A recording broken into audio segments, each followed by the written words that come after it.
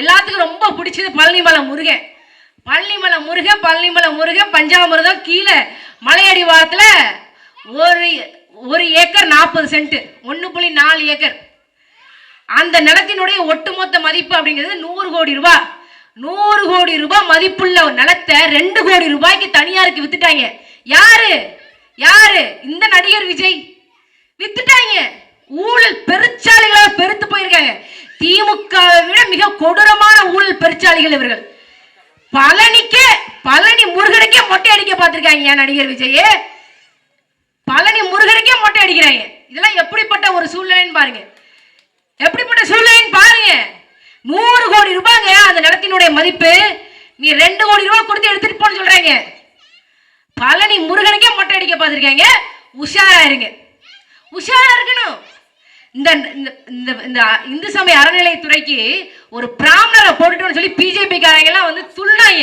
சே, நடிகர் விஜய் சிறந்த ஒரு செயல்பாட்டாளர் இருப்பா, நல்லது பண்ணியிருக்கிறாருப்பா அப்படின்னு. கடைசியில் பார்த்தா என்ன வேலை நடந்துட்டு இருக்கு பார்த்தீங்களா?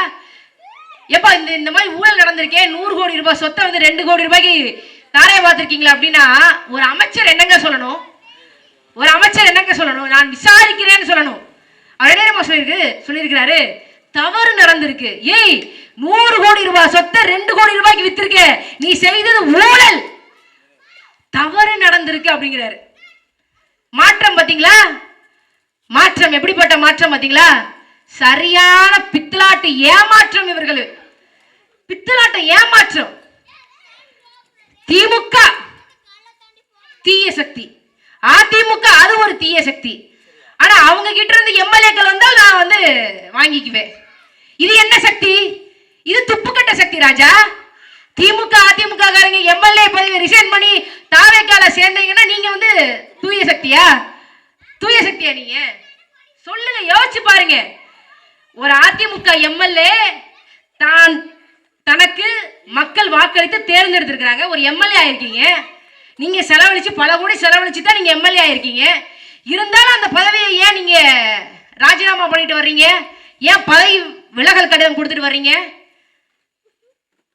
கேட்டா சொல்றாங்க, நான் ஏற்கனவே அப்போசிஷன் எம்எல்ஏவா தான் இருந்தேன், எதிர்கட்சி எம்எல்ஏவா தான் இருந்தேன். எதிர்கட்சி எம்எல்ஏவா இருக்கும்போது மக்களுக்கு எதுவும் செய்ய முடியல, எதுவும் செய்ய முடியல. ஆளுங்கட்சியா எம்எல்ஏ ஆனா தான் நான் வந்து மக்களுக்கு நல்லது செய்ய முடியும். இப்ப என்ன குடும்பம் பாத்தீங்களா? எதிர்கட்சி எம்எல்ஏவா இருக்கும்போதே இந்த எம்எல்ஏக்கு தேவையான லோக்கல் ஏரியா டெவலப்மெண்ட் ஸ்கீம் மூலமாக பணம் வரும். பணம் வராம இல்லை, பணம் வரும். ஆனா இவங்களுக்கு செய்யறதுக்கு மனசு இல்லை. தாவே பிடிக்குது மீன், கடல்ல வந்து வலைய போட்டு மீனை பிடிச்சி இழுக்கிற மாதிரி தான் எப்படியாவது இந்த மண்ணில் வந்து நீங்க தானே இப்ப தைரியமா இருக்கணும். சிங்கிள் லார்ஜஸ்ட் பார்ட்டி, தனிப்பெரும் கட்சி தாவேக்கா இருக்கு. நீங்க ஏன் வந்து பதறீங்க? உங்களுக்கு உண்மையிலேயே தைரியம் இருந்தா ஒரு இடைத்தேர்தல் வைங்க. இடைத்தேர்தல் வந்து சந்திச்சுக்கோங்க, மக்களை போய் சந்திங்க. எனக்கு அறுதி பெரும்பான்மை தேவை, எனக்கு 118 120 எம்எல்ஏக்கள் எனக்கு தேவை, எனக்கு கொடுங்க, நான் இன்னும் சிறப்பாக ஆட்சி செய்யறேன்னு சொல்லுங்க. சொல்ல முடியாது. இப்ப பேசுற என் கையில எந்த துண்டறிக்கையும் கிடையாது, துண்டு சீட்டும் கிடையாது. ஆனா தமிழ்நாட்டின் முதலமைச்சர், நீங்கள் வாக்களித்து தேர்ந்தெடுத்த முதலமைச்சரோ அவருடைய கட்சியினுடைய அமைச்சரோ எம்எல்ஏவோ துண்டு சீட்டு இல்லாம 5 நிமிஷம் பேச முடியாது. காரணம் என்ன? தமிழ்நாட்டு மக்களினுடைய பிரச்சனை எதுவும் அவர்கள் மனசுலே கிடையாது, நினைவிலே கிடையாது. நாம் தமிழர் கட்சியில நான் மட்டும் இல்ல, கார்த்திகா மட்டும் இல்ல, நாம் தமிழர் கட்சியினுடைய தலைமை ஒருங்கிணைப்பாளர் அண்ணன் செந்தமிழன் சீமான் அவர்கள் கிட்ட இருந்து நேற்று கட்சியில இணைஞ்ச பேச்சாளர் வரைக்கும், பொறுப்பாளர் வரைக்கும் இந்த மக்கள் சார்ந்த பிரச்சனையை மனசுல இருந்து பேசுவாங்க. அப்படிப்பட்ட கட்சி பொறுப்பாளர்கள் நாம் தமிழர் கட்சியினுடைய பொறுப்பாளர்கள் நாங்க. ஆனா இன்னைக்கு இருக்கக்கூடிய தமிழ்நாட்டு முதலமைச்சருக்கு அந்த தகுதி கிடையாது. பேச்சே இல்லை, சட்டமன்றத்தில் பேச்சே இல்லை. மக்கள் சார்ந்த பிரச்சனைக்கு, நீட்டுக்கு என்ன தீர்வு வச்சிருக்கீங்க? பேச்சு கிடையாது. காவேரி உரிமை சிக்கலுக்கு என்ன தீர்வு வச்சிருக்கீங்க? பேச்சு கிடையாது. எதற்கும் வரலாறு தெரியாது. நாங்க இந்த இந்து சமய அறநிலைத்துறைக்கு பிராமணரை அமைச்சராக போடும் போது நாங்கள் எதிர்த்தோம். வேண்டாம், அதுக்குன்னு ஒரு வரலாறு இருக்கு. இந்து சமய அறநிலைத்துறைக்கு ஒரு வரலாறு இருக்கு. என்ன வரலாறு? இந்து சமய அறநிலைத்துறை வருவதற்கு முன்னாடி எல்லா கோயில்களும் தலைமை குருக்களிடம் இருக்கும், பிராமணர்களிடம் இருக்கும்.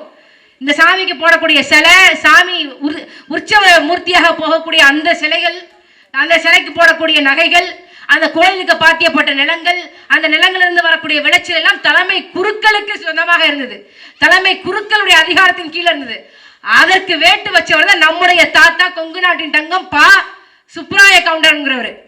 அப்படித்தான் இந்து சமய அறநிலைத்துறையை அவர் தோற்றுவிச்சார். இந்து சமய அறநிலைத்துறைக்கான பொறுப்பாளர்களை அவர் தான் நியமிச்சார். அப்படித்தான் இங்க கொண்டு வந்தது. 100 ஆண்டுகள் கழிச்சு அதே பிராமணர்கிட்ட இந்து சமய அறநிலைத்துறையை கொண்டு வந்தா என்ன அர்த்தம்? அதுதான் வரலாறு தெரியல, வரலாறு தெரியல, மக்களுடைய வாழ்வியலும் தெரியல, ஒன்னும் தெரியல. இன்னைக்கு முழுக்க கோடாலிங்கிற ஒரு கிராமத்துல உங்களுக்கு தெரியும், கிராமத்துல இந்த மதுபான கடைகளை மூடுங்க அப்படின்னு சொல்லி இந்த 9, 10 படிக்கக்கூடிய பிள்ளைகள் எல்லாம் போராட்டம் பண்ணுதுங்க. அவங்கள காவல்துறை அதிகாரிகள் முடக்குறாங்க, அராஜகம் பண்றாங்க. அப்படின்னா நாடு எப்பேற்பட்ட நாடா இருக்கு? மக்களுடைய வழி தெரியல. இந்த ஈரோடு மாவட்டத்தில் மொத்தம் 42 கடையை மூடுனாங்க. வந்த உடனே இவங்க ஆட்சிக்கு வந்த உடனே 717 மதுபான கடைகளை மூடுறேன் அப்படிங்கிற பேர்ல ஈரோடு மாவட்டத்தில் மட்டும் 42 கடையை மூடுனாங்க. இப்ப எல்லாத்தையும் திறந்துட்டாங்களா? மூடின மாதிரி மூடி திறந்த மாதிரி திறந்துருவாங்க. இதான் இவருடைய ஆட்சி முறை. இந்த ஆட்சி முறை மாறணும்.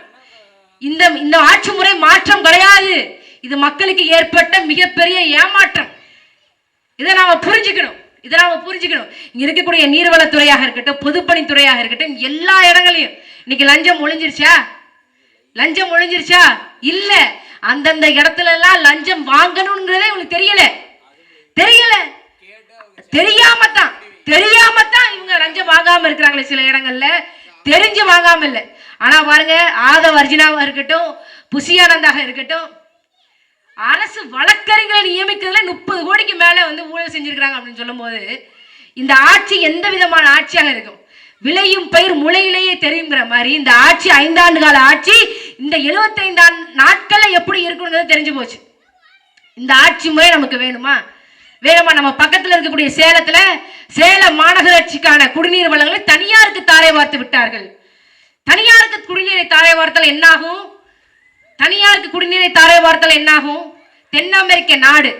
தென் அமெரிக்க நாடுகளில் ஒரு நாடு பொலிவியாங்கிற ஒரு நாடு.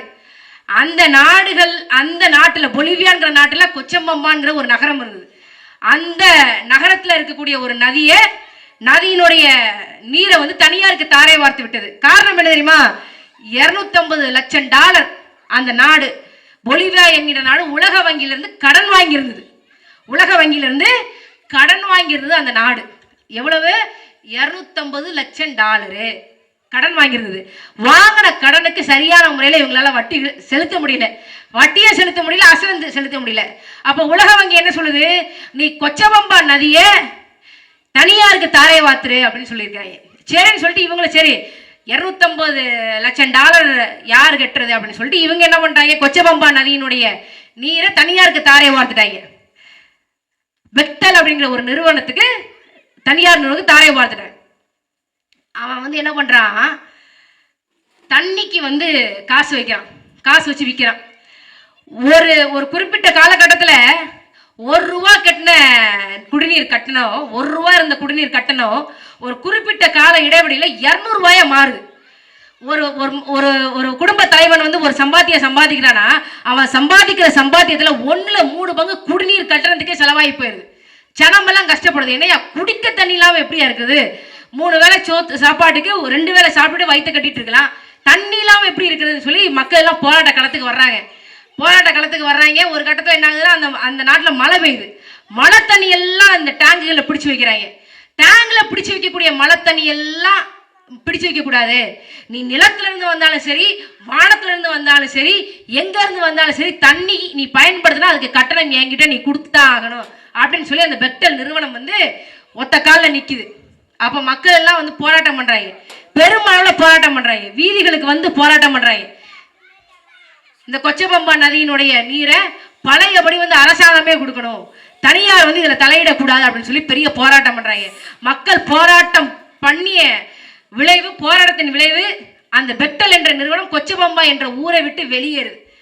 அந்த வெளியேற்றப்பட்ட பெக்டல் நிறுவனம் பார்த்தீங்களா, இது 2000வது ஆண்டு, 26 ஆண்டுகளுக்கு முன்னாடி தென் அமெரிக்க நாடுகளில் ஒன்றான பொலிவியா நாட்டில் நடந்த உண்மை கதை. நான் கதை சொல்லல, உண்மை கதை. நீங்க நெட்ல ஓட்டு பாருங்க, வரும்.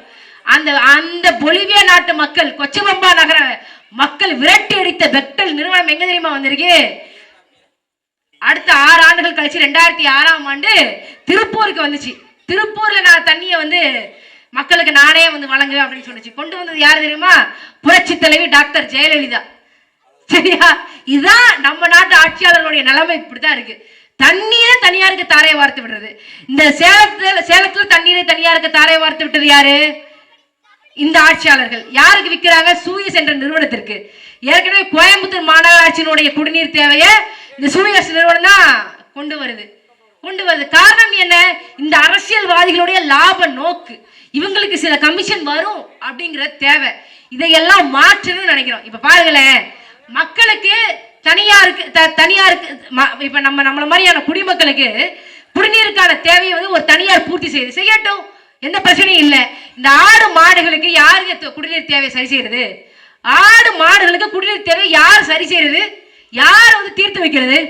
நமக்கு ஒரு போத்தலை வாங்கிறோம், 20 ரூபா போத்தல் வாங்கிக்கிறோம். இந்த குடிநீர் இங்க எத்தனையோ ஆடு மாடுகள் மேய்க்கக்கூடிய என் அம்மாமார்கள் பதில் சொல்லுங்க.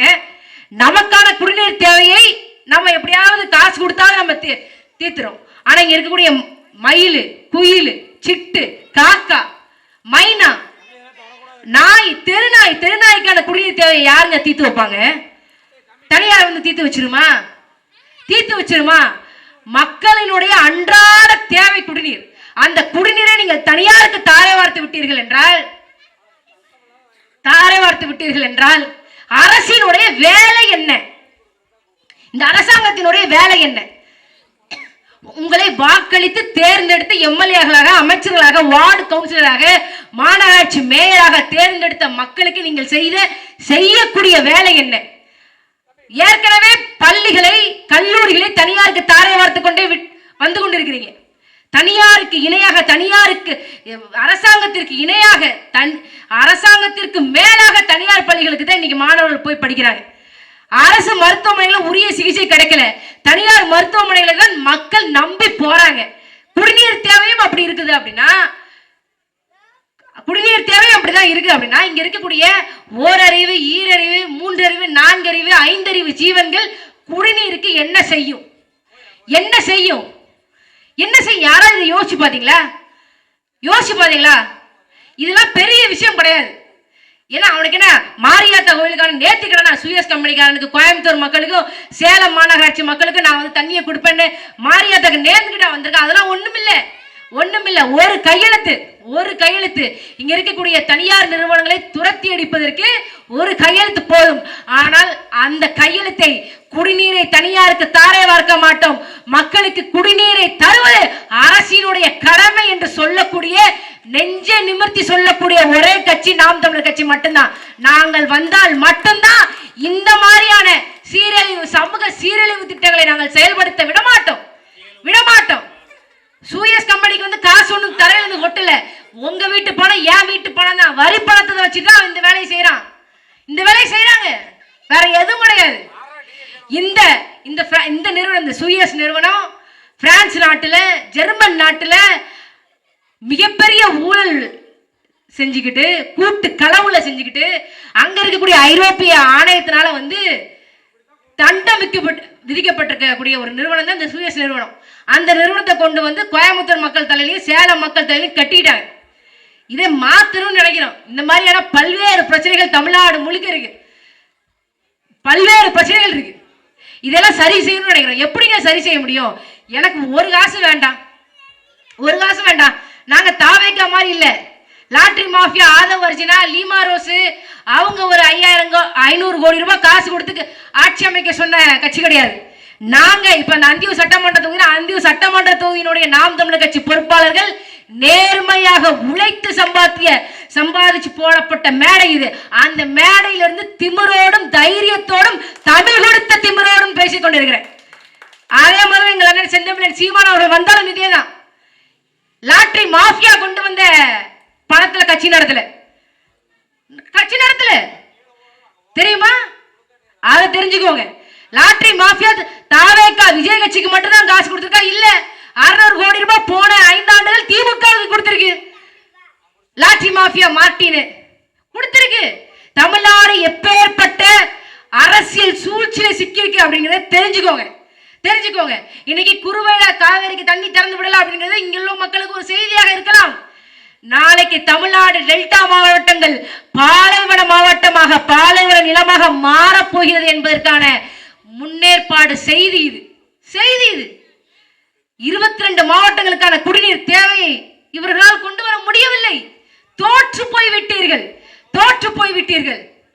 ஜூலை மாசத்துக்கு வர வேண்டிய 32 டிஎம்சி தண்ணி ஆடி 18 பெருக்குக்கு இங்க தண்ணி இருக்கா? இல்ல. கடைமடை பாசனமாக எந்த மாநிலம் இருக்குதோ அந்த மாநிலத்துக்கு தான் அந்த நதியினுடைய முக்கிய உரிமை இருக்கு. முழு உரிமை அந்த மாநிலத்துக்கு தான் இருக்கு. அதை இவர்களால் பெற்றுத்தர முடியுமா? கருணாநிதியால பெற்றுத்தர முடிஞ்சதா? அம்மையார் ஜெயலலிதா அவர்களால் பெற்றுத்தர முடிஞ்சதா? எடப்பாடி பழனிசாமி, ஐயா மு.க. ஸ்டாலின், இந்த நடிகர் விஜய் இவர்களால் காவிரி உரிமை மீட்க முடியுமா? குடிநீர் பிரச்சனை தீர்க்க முடியுமா? லஞ்சம் ஊழலை ஒழிக்க முடியுமா? இயற்கை வள கொள்ளையை தடுக்க முடியுமா? தடுக்க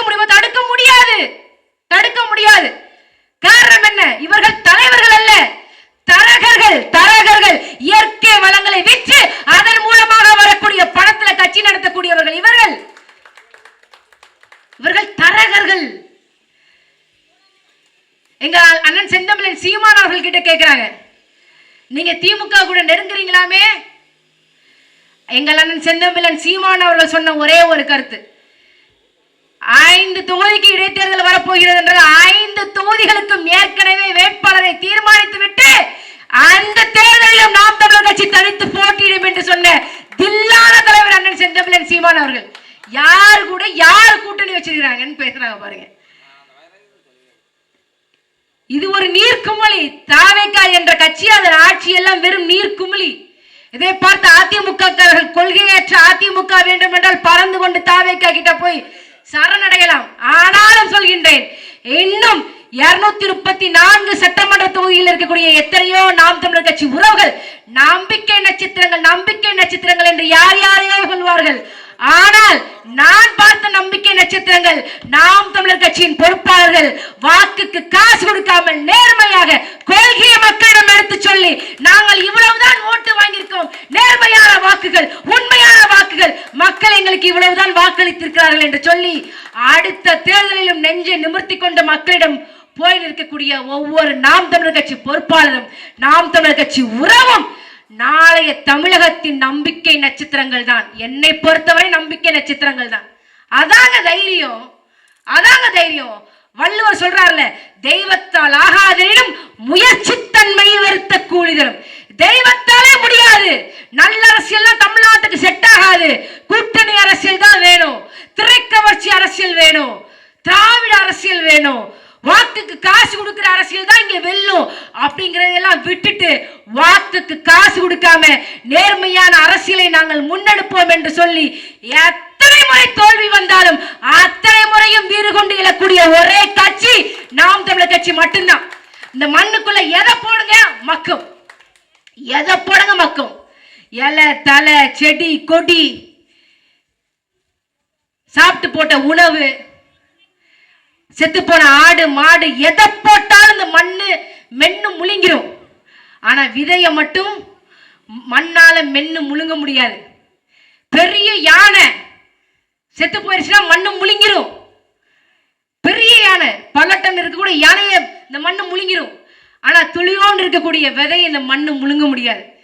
காரணம் என்ன? விதைக்குள்ள இருக்கக்கூடிய உயிர்ப்பு சக்தி. ஒரு சின்ன விதைக்குள்ள இருந்துதான் மிகப்பெரிய ஆலமரம் வரும். ஆலமரத்தோட விதை எவ்வளவு சிறுசா இருக்கு தெரியுமா? மீனோட செனமுட்டையோட சிறுசா இருக்குமாங்க. மீனோட செனமுட்டையே இம்னிக்காண்டிருக்கும், அதை விட சிறுசா தான் ஆலமரத்தினுடைய விதை இருக்கும். அந்த விதை விளைஞ்சி மரமாக நிற்கும் போது குதிரைப்படை, காலாட்படை, யானைப்படை, தேர்ப்படை, இந்த 4 படையும் அதோட நிழல் நிற்க முடியும். அந்த 4 படையையும் வழி நடத்தக்கூடிய படைத்தலைவன் அரசனு உட்கார்றதுக்கு ஒரு நிழலாக, அவ்வளோ பெரிய நிழலாக ஆலமரம் இருக்குன்னு சொல்லி நம்மளுடைய சங்ககால தமிழ் பாடல் சொல்லுது. ஒரு சாதாரண விதை. அதே மாதிரிதான் நாம் தமிழர் கட்சி பிள்ளைகள். நாங்க 8 விழுக்காடுல இருந்து 4 விழுக்காடுக்கு குறைஞ்சிருக்கலாம், குறையட்டும். ஆனாலும் நாங்கள் விதை நெல்கள். நாளை மலரப்போகக்கூடிய நல்ல ஆட்சிக்கு தமிழ்நாட்டில் மலரக்கூடிய நல்ல ஆட்சிக்கு நாம் தமிழர் கட்சி பிள்ளைகள் விதை நல்லாக இருப்போம். இப்படியே போயிடாதுங்க நாடு. இப்படியே போயிடாது நாடு. இப்படியே போயிடாதுல. என்னைக்காவது ஒரு நாள் நம்ம திருந்திதானே வரணும். நம்மளை மீட்பதற்கு எந்த மீட்பரும் வரமாட்டார்கள். நம்மிலிருந்து வந்தவர்கள் தான், நம்மோடு போராடக்கூடியவர்கள் தான் வருவார்கள் என்ற நிலை வரும்போது வந்துதான் ஆகணும். நம்மளை மக்கள் கைவிட்டு விடுவார்கள் என்ற மட்டும் என்னைக்கு நினைக்காதீங்க. ஊழையும் முப்பக்கம் காண்பர் உழைவின்றி தாளாது உயற்றுபவர். வள்ளுவர் நமக்கு தான் எழுதியிருக்கான். இவன் வெல்லவே முடியாது அப்படின்னு விதி இருந்தாலும் அந்த விதியும் மாற்ற முடியும். எவனால? உழைவின்றி தாளாது உயற்றுவர். கொஞ்சம் கூட ஓய்வு உளைச்சல் இல்லாம தாளாது யார் உழைக்கிறார்களோ அவர்களுடைய விதியவே அந்த உழைப்பு மாற்றும் என்று நம்முடைய தமிழ் வேதம் திருக்குறள் சொல்லு. மாறும், எல்லாம் மாறும். நான் ஆரம்பத்துல சொன்னதுதான் 60 ஆண்டு கால திமுகவையே இந்த தமிழ்நாட்டு மக்கள் தூக்கி எறிவதற்கு தயாராகி விட்டார்கள் என்றால், கட்சி ஆரம்பித்து வெறும் 2 ஆண்டுகள் ஆட்சிக்கு வந்த இந்த தற்குறி கழகத்தினரை தூக்கி எறிவதற்கு தமிழ்நாட்டு மக்கள் அதிக காலம் எடுத்துக்கொள்ள மாட்டார்கள். அப்படி அவர்கள் மாற்றம் என்று இனிமேல் நோக்கினால் மீண்டும் திமுகவிற்கு அதிமுகவிற்கு போக மாட்டார்கள். நாம் தமிழர் கட்சி அண்ணன் செந்தமிழன் சீமான் அவர்களைத்தான் மக்கள் தேர்ந்தெடுப்பார்கள். அவர்களால் தான் தமிழ்நாட்டிற்கு விடிவு வரும் என்று உறுதியாக நம்புங்க. நம்ம கிட்ட என்ன இல்லை? நம்ம கிட்ட இல்லாது என்னது? உழைப்பு இருக்கு. ஆகச்சிறந்த கொள்கை இருக்கு. மக்களை வாழ்விக்கக்கூடிய வேகம் இருக்கிறது, துணிவு இருக்கிறது. நம்ம கிட்ட இல்லாத என்னது? காசு மட்டும்தான் இல்லை. ஆனா அதை விட கொள்கை இருக்கு. அதை விட நம்ம கிட்ட உண்மை இருக்கு. இந்த மக்களுக்காக உண்மையும் நேர்மையுமாக பயணிப்பதற்கு நம்ம கிட்ட உள்ள உறுதி இருக்கு. தேர்தலில் போட்டிட்டோம். மே 4 ரிசல்ட் வருது.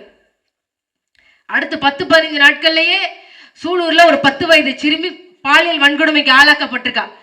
அண்ணன் செந்தமிழன் சீமான் அவர்கள் போராட்டத்தை முன்னெடுக்க சொல்றாங்க. மக்களோடு மக்களுக்காக நாம் நிற்க வேண்டும்டா, போய் அந்த போராட்டத்தை முன்னெடுத்து சிறப்பாக நடத்துங்க என்று கட்டளையிடுகிறார். அவர்தான் மக்கள் தலைவர். மக்கள் புரிந்து கொள்வதற்கு காலம் எடுக்கும், ஆனால் உறுதியாக நம்மிடம் வருவார்கள். அதற்காக உள்ளத்தையும் உடலையும் உறுதி செய்யுங்க. நமக்கு ஒரே ஒரு போட்டி தான். பெருந்தலைவர் காமராஜரா இல்லை அவருடைய பேரன் செந்தமிழன் சீமானா என்று தமிழ்நாட்டு வரலாறு போட்டி வைக்கும். அப்படிப்பட்ட போட்டிக்கு நாம் உறுதியாக தயாராகும். நம்ம கிட்ட பெரிய கொள்கைகள்லாம் எதுவும் இல்லை. எல்லாமே மக்களுக்கு தேவையான கொள்கைகள் தான். அந்த கொள்கைகளை நாம மக்கள் கிட்ட இன்னும் எடுத்துட்டு போவோம். மக்கள் நம்மிடம் வருவார்கள். தமிழ்நாடு கட்டாயம் நம்மிடம் வரும். மாற்றமே இல்லை. அதுல ஒரு துளி கூட எனக்கு சந்தேகமே கிடையாது. உறுதியாக வரும். அண்ணன் செந்தமிழன் சீமான் அவர்கள் சொல்றதும் அதான். இனிமேல் மாற்றம் என்று மக்கள் விரும்பினார்கள் என்றால் அது திமுக அதிமுகவை அல்ல, நம்மைத்தான் நோக்கி வருவார்கள். தைரியமாக நின்று போராடுங்கள் என்று சொல்றார். பாருங்க, யோசிச்சு பாருங்க. டிவியில் இருக்கக்கூடிய சட்டப்பேரவை உரையாடல்களை எல்லாம் யோசிச்சு பாருங்க, சிந்திச்சு பாருங்க. கூட்டுறவு வங்கிகள்ல விவசாயிகள் கடன் வாங்கியிருக்காங்களே, நீங்க ஆட்சிக்கு வர்றதுக்கு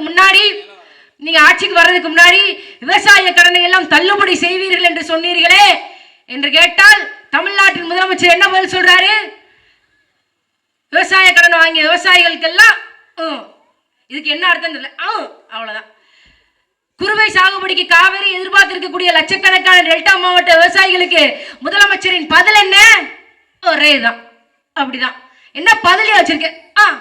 அவ்வளவுதான். இந்த பெண்களுக்கான பாதுகாப்பு, தமிழ்நாட்டில் பெண்களுக்கான பாதுகாப்பு, பெண் குழந்தைகளுக்கான பாதுகாப்பு கேள்விக்குறியா இருக்கு. என்னப்பா பதில் வச்சிருக்கீங்க? முதலமைச்சர் விஜய், சிஎம் சார் விஜய் பதில் சொல்லுங்க. இவ்வளவுதான். இப்படிதான். படித்த வேலை வாய்ப்பு இல்லாத இளைஞர்களுக்கு மாதம் 4000 ரூபாய் போடுவேன் என்று சொன்னீர்களே, உங்க பதில் என்ன சிஎம் சார்? இப்படிதான். இதுக்கு என்னையா பதில் தெரியாது. இப்படிதான். ஒரு நாள் நீங்க செய்யற இந்த கேவலங்கட்ட ஆட்சிக்கு 8 கோடி தமிழ்நாட்டு மக்களும் எழுந்து நின்று சொல்வார்கள், அப்படின்னு சொல்வார்கள். நீங்கள் வீட்டுக்கு போக தயாராக இருங்கள்.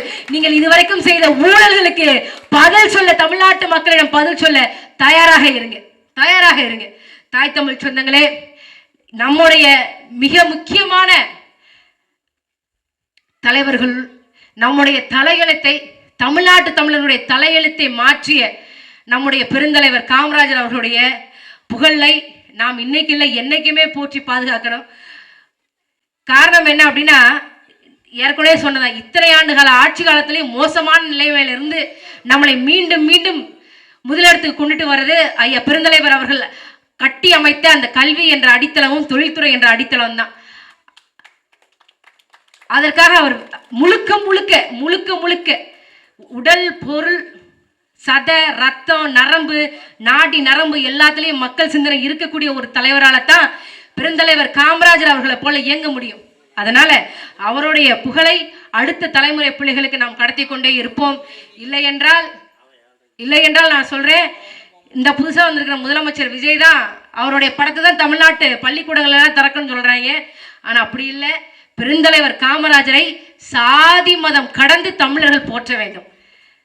பெருந்தலைவர் காமராஜரையும் சுப்ராயன் அவர்களையும் சாதி மதம் கடந்து தமிழர்கள் போற்ற வேண்டும். ஏனென்றால் பெருந்தலைவர் காமராஜர் அவர்களாக இருக்கட்டும், பரமசிவ கவுண்டருடைய மகன் சுப்ராயன் அவர்களாக இருக்கட்டும், அவர்கள் தான் சார்ந்த சமூகத்துக்காக மட்டும் வேலை செய்யவில்லை, ஒட்டுமொத்த தமிழ்நாட்டு மக்களுக்கும் வேலை செய்தார்கள்.